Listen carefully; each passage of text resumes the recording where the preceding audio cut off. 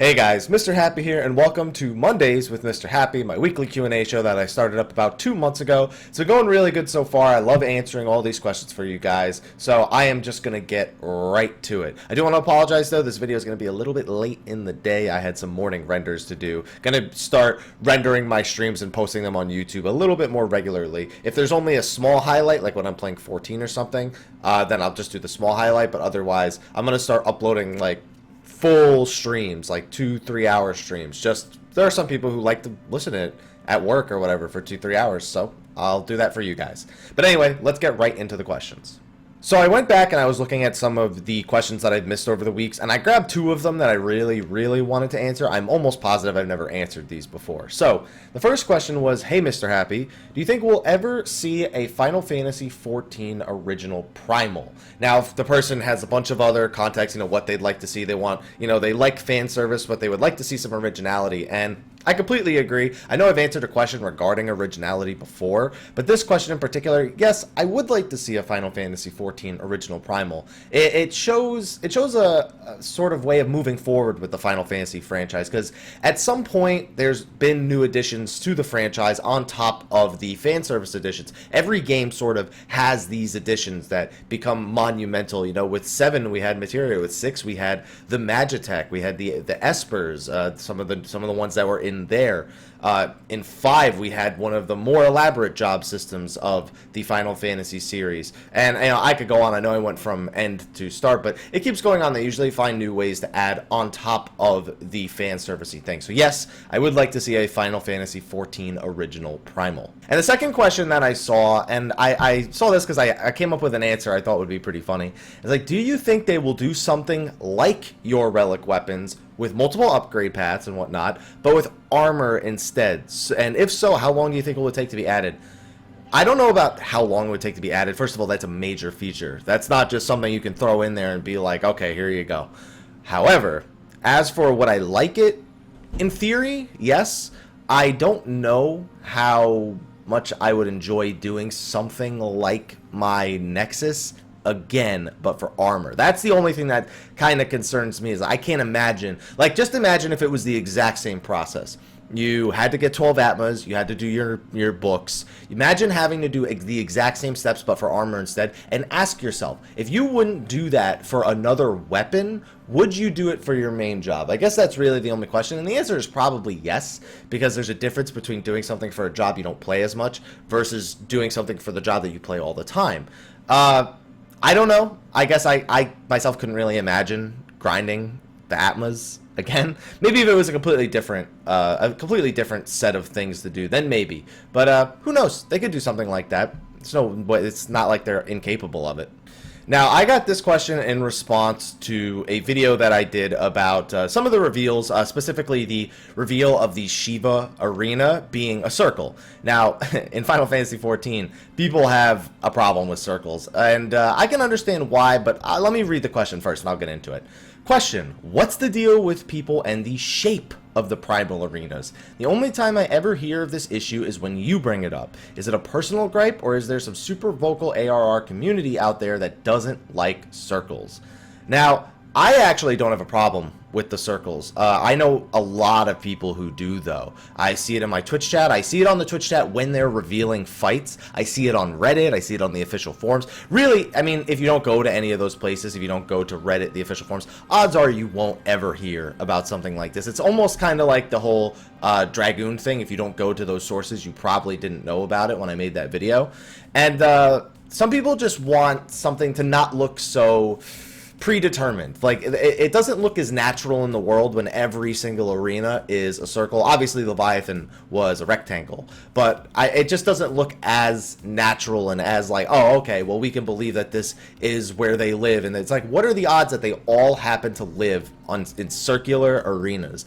It's just, what are the odds? And the one thing that circles accomplish the most in an MMO is they give you equal sort of, it regulates the fight. Look at some of the fights that aren't regulated in such a way, whether they're not such a uniform shape. Look at the first boss in the Sunken Temple of Karn.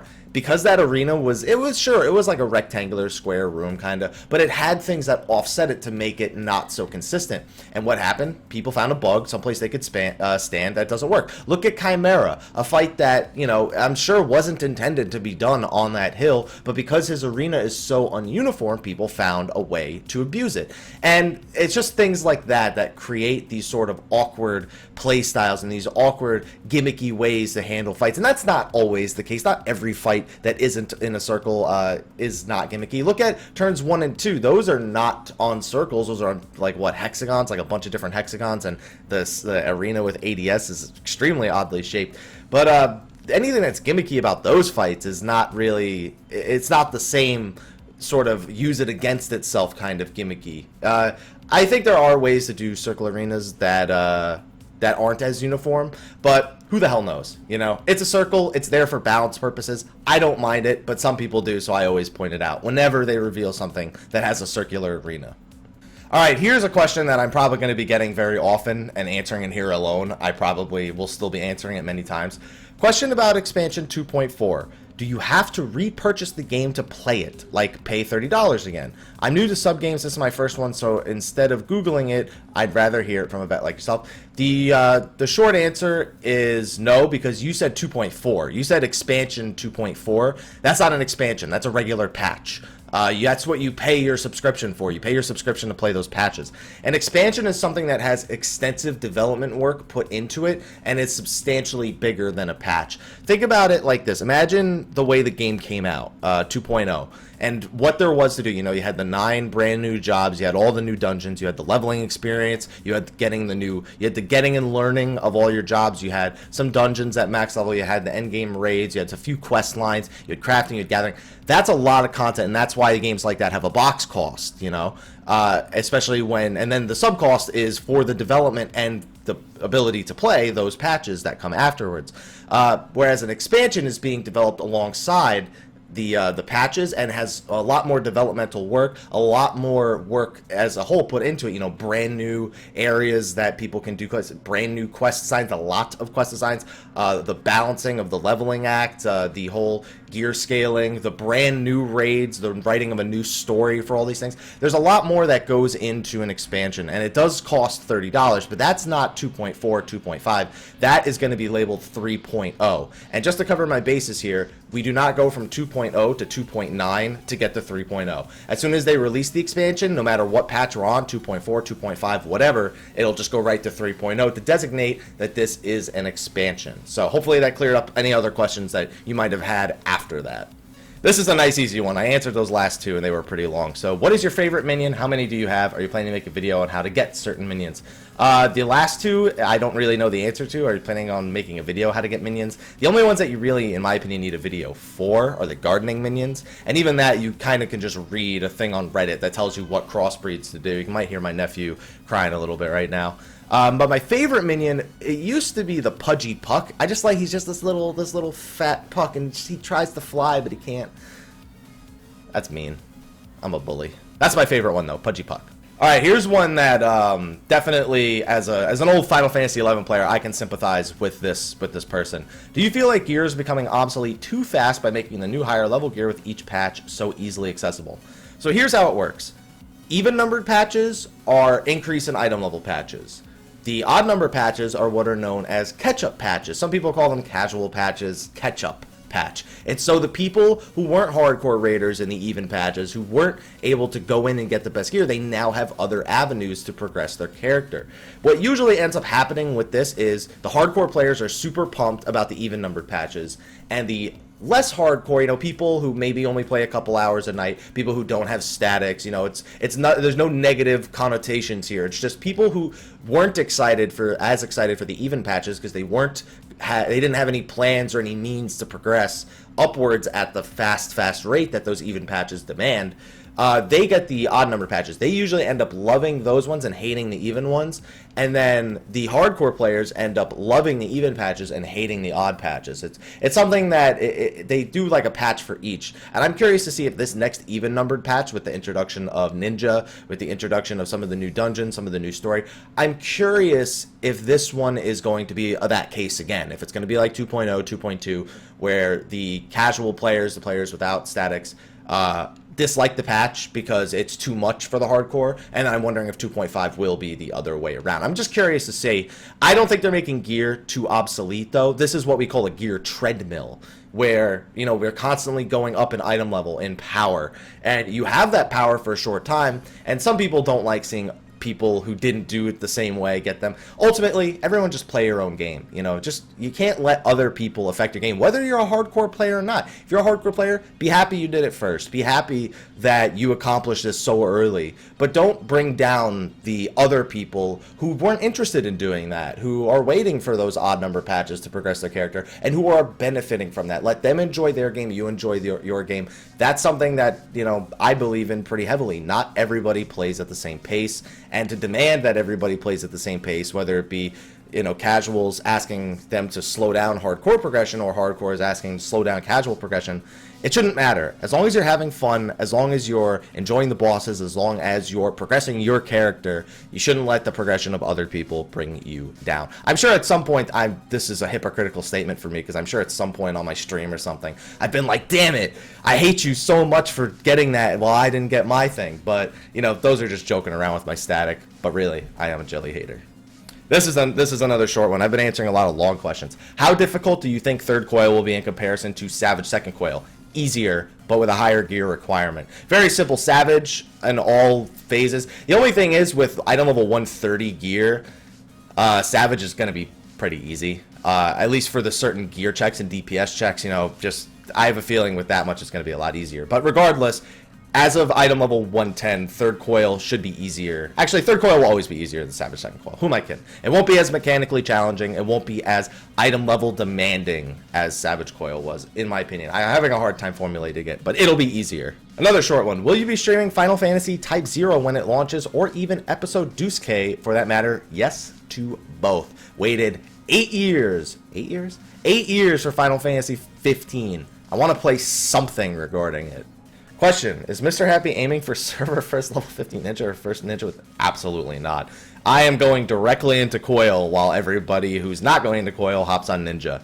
And I'm sure as hell not gathering 12 Atmas again, doing all those... I'm not doing it. I'm not going for no Nexus weapons for my ninja. No way, no how. Here's another one. Oh, it's Hermes. What's going on, man? Mrhappy, do you think that stat points are working as intended in Final Fantasy 14? It's an odd question. Yeah, I mean, they're working as the way they were designed. Or do you have any better idea that actually makes it matters? More points with more impacts on statuses maybe, so you can actually make builds and customize your character. I've always been the kind of person that, while I like games that have customization, mostly action RPGs like Path of Exile, you have to make sure that it doesn't upset the sort of balance that the game has going into it. Because what ultimately ends up happening whenever people have options and choices and specs, you get those people who say, okay, mathematically, this is the best. It's been tested. Everything's been done. If you want to be serious about X content, play this. And then you get the people who don't just want to follow the norm. You know, you get the people who do just follow the norm and say, okay, that's the best. That's what I'll play. And then you have people who don't want to follow norms, like, yeah, but I don't like playing that, so I'm going to play this. I'm going to do this spec instead and have fun with it. And then people ridicule you for not being like everybody else. It's ridiculous. I think that they could do it. I think they've done a good job at balancing the game the way it is now, but that's because it is so basic and it is so easy to balance because there's not these great variables with gear and stats. So the question is, yes, but only if they can balance it so that I don't see people getting ridiculed for not wanting to be like everybody else. Because you know what? I'm one of those people that doesn't like to do the same builds as everyone else. Like a Super Smash Brothers, everyone's busy playing Marth and Link and Pikachu. I'm busy playing Jigglypuff. And listen, when I win, they get really pissed when I beat them with a subpar character. So I always love that kind of feeling of playing the underdog. I always root for the underdog. This is a question about my connection to Final Fantasy XIV. Hi, Mr. Happy. On this video, you talk about your router being replaced. It's working much better now. Do you use a wireless connection to play the game? Yes, my router is in my basement, and I do not have the permission in this household to drill a hole in the wall and run it downstairs, unfortunately. I am too using Wi-Fi, but I've heard people say it's a no-no. Listen, I have no problem with Wi-Fi. And then you ask about my ping. My ping is like 10. Like, I don't have any problems when it comes to ping at all. And then it's just a matter of having a good enough connection. Granted, I have a very strong wireless connection, and it isn't guaranteed. You know, not everybody, a lot of people can have a very solid wired connection, and then they put in a router, and the router sucks. That's why, you know, my router gets me 50 down and 25 up. Sometimes it even gets me higher. I've seen it go up to 55 down and 30 up, even though that's not what we're paying for. So, I think it's fine. You just have to have a good enough router and a good enough connection to start with. Like, if you have 5 down and 1 up and you're using wireless, that might cause a problem because you probably need to be connected to guarantee that connection. The odds are you're gonna lose a little bit of connection if you go Wi-Fi with speeds like that. Another easy one. Happy, what is your current occupation? You're looking at it. I play video games for a living. Alright, here's a term I've been hearing ever since I first played Burning Crusade and World of Warcraft. Question, what's your opinion, thoughts on gear being labeled as welfare gear for everything that's not in the newest, latest patch? Example, Coil 1 gear when Coil 2 came out, CT gear or relic zenith weapons.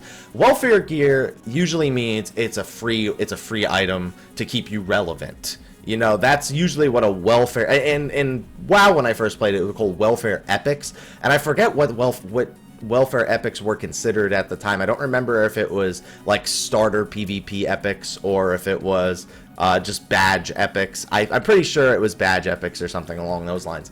But it's really just a term that hardcore players use to sort of degrade the value of somebody's gear otherwise. Some people aren't even hardcore, aren't even super geared, and they still call them welfare, and that could possibly be because of their affiliation with World of Warcraft prior. World of Warcraft's the only game I've ever heard of welfare gear, or at least the first one I ever heard of welfare gear in. And honestly, don't let it get to you. I think it's a little bit silly. I see people say it and I joke around like, yeah, I guess it's welfare gear. But ultimately, it's gear. It's in the game. It's there for a reason. You know, just because it's easier to obtain doesn't necessarily make it welfare gear. You know, I feel like if something was going to be welfare gear, it would be like, hey, I logged in and the game saw that I didn't have a high item level, so here you go. That would be welfare gear to me. So don't let it bother you. It doesn't bother me. It's a weird term, but just got to get past it. Alright, let's look at some more easy questions before I wrap this up. I have one Twitter question as well I want to answer. So, would you like to see Final Fantasy XIV have one-on-one player duels? Of course. I love dueling. I love dueling with friends. It's a great feature to have. It just has to be a sort of way to make it make sense in the world, I guess. I would just like to right-click somebody and press duel, but that's just me. What do you think the level cap is going to be raised to in the expansion? 60. 5 levels seems like too little, unless they have a lot planned for each one of those 5 levels. 10 levels is a nice, easy amount to go up by. Another one, so now you have a PS4. Do you play Final Fantasy XIV on it? Nah. I have my PlayStation 4 is right next to my PC, and if I really wanted to play with a controller, I could just play it. I could just take my PlayStation 4 controller and plug it into my computer. So, no, there's really, in my opinion, no point unless I really wanted to take my PlayStation 4 on the go and play 14 on that. Alright, I'm actually going to have to save a lot of these questions because I just read like 3 or 4 questions in a row that I'm going to answer, and this video is already pushing 20 minutes. So I'm going to actually save a few of them. Dave, Firetype, Callow, Jessica. I see a bunch that I really want to answer, but it's going to take a little bit too long for me to answer those specific questions. So let me just answer 2 more questions. I'm going to answer this one here and then one on Twitter. Question, do you think they should have dexterity, strength, and intelligence food for DPS instead of all food having vitality? If so, how would you like it to be done? You know what? Considering how much more main stats weigh over off stats, they probably would have to be food with no off stats at all. And then people would mathematically figure out which would increase your damage the most, which would most likely be the main stat foods. I guess maybe if they have super small values and the no vitality, also no strength and vitality and vitality. But if you're on that note, you might as well make mind food as well to increase healing potencies. Although then again, I'm sure people would in some cases prefer spell speed or determination or critical hit rate. You don't really know, but I don't know if it really has a place. Enhancing your offsets, yeah, it's not the greatest thing, But you know what? We get so much. We already have kind of our way of speccing our strength. I don't think we need another way of getting even more of our main damage statistics than we already have. And the one Twitter question that I got from this week, and I usually get them on Mondays, do you think they will upgrade the soldiery weapons past 110? Also, do you watch Doctor Who? No, I don't watch Doctor Who. Never watched Doctor Who. Not even seen more than 10 seconds of Doctor Who. As for soldiery weapons, no. They're not going to go any higher than 110. If people want upgradable weapons past 110, then they should have their Novus and working on their Nexus. They wouldn't make an increasable item level like weapon, like the Relic, and then give you the soldiery weapon, which is a joke to upgrade. You know, right now it's really easy. Get a UAT, get a sand, you're good to go. You can actually even do those. You don't even need the hunt for those anymore. You can just do that in 2 weeks from Circus Towers. So no, I don't think they will, and I don't think they should either. But thanks for the question. Alright guys, another long video. I feel like these videos are getting longer and longer. I just like answering these questions. I just like doing this thing. This is something that's almost relaxing for me, to look through everything and find these questions to answer. So thank you everyone for asking your questions. You don't answer your own questions. For asking your questions like you do every week. Again, be sure to keep asking questions so I can keep doing these videos for you guys. But anyway guys, thank you for watching. Be sure to like, favorite, subscribe, and share. I have some really long uploads coming today, but I'm going to do this one first before I do those. They're going to be stream highlights of me playing Cards Against Humanity with my subscribers, and it's going to be the part 2 of Final Fantasy IV, another stream highlight. I cut out all the in-between of getting ready for games or taking breaks, so don't worry about that either. So anyway guys, thank you for watching, and until next time, take care.